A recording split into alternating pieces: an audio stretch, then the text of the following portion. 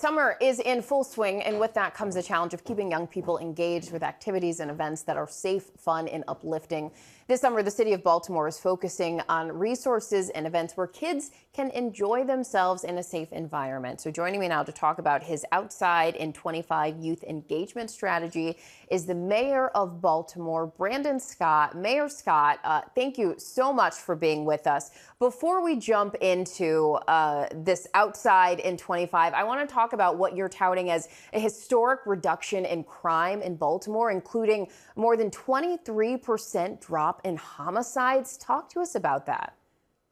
Yeah, thank you, Janae. Thank you for having me. Right now, through the first 6 months of the year, Baltimore has the lowest amount of homicides that we've seen on record, which is the last 50 years. And it's a result of us implementing my comprehensive violence prevention plan starting in 2021, working together, focusing in on the individuals who are the most likely to be the victim or perpetrator of gun violence, giving them a choice to change their life, giving them those resources. And if they don't, working with our police department, our state's attorney, our attorney general, our federal law from the party to remove them, investing into community violence prevention like Safe Streets and We Are Us, paying people who used to shoot people to go out into neighborhoods to stop that from happening. That is how we have collectively done something that, quite frankly, people said that we couldn't do. And this is much larger than me. This is all of us in the city, our police, our community, most importantly, our partners in the legal community, all working together to do something that is the most important thing that any government can do, and that's keep people alive. And we've also gone after gun companies,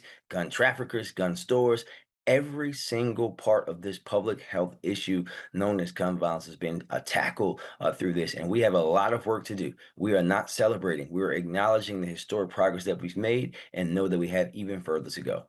And that is fantastic to hear, but I do want to say congratulations because that is remarkable to do in a country where gun violence impacts so many communities. And this is obviously the culmination of years of work that you've put in to this exact issue, the idea of giving people a choice, a new choice to make, and investing in those resources. So talk to us about how this program that you've been working on helps to keep kids engaged and occupied in the summer months, because obviously keeping some of those young people involved in the right things helps keep them away from the wrong things, right? Yeah, exactly, Janae. Listen, I know this firsthand. I grew up here in Baltimore at a time when mayors and the government was cutting our rec and parks department, closing our basketball courts, doing the exact opposite. Since I took office, rec and parks budget is up more than 40%. And this summer, we do want our young people to be outside in 25 in the right positive way.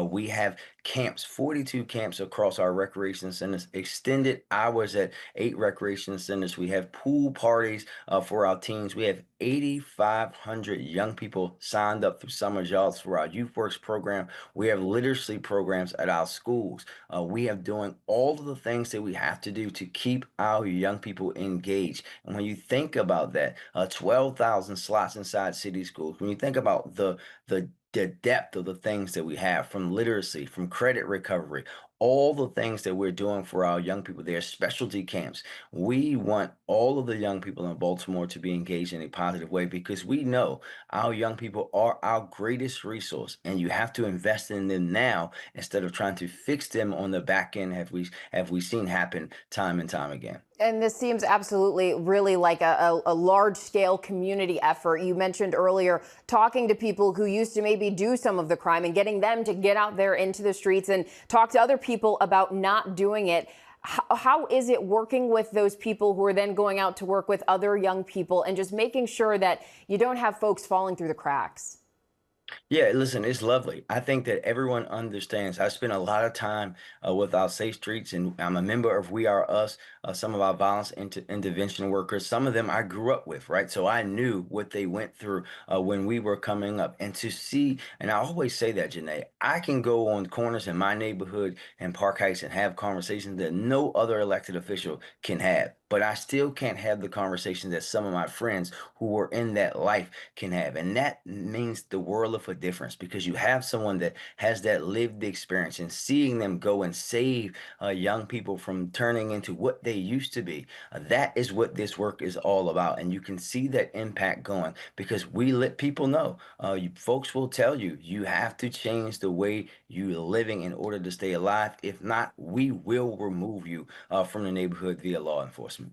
Mayor of Baltimore, Brandon Scott, it is inspiring to see what you are doing and how you are making an effort and a difference going out and getting the community involved in all of this. So we thank you for your work and for being here to talk to us about it today. Thank you for having me.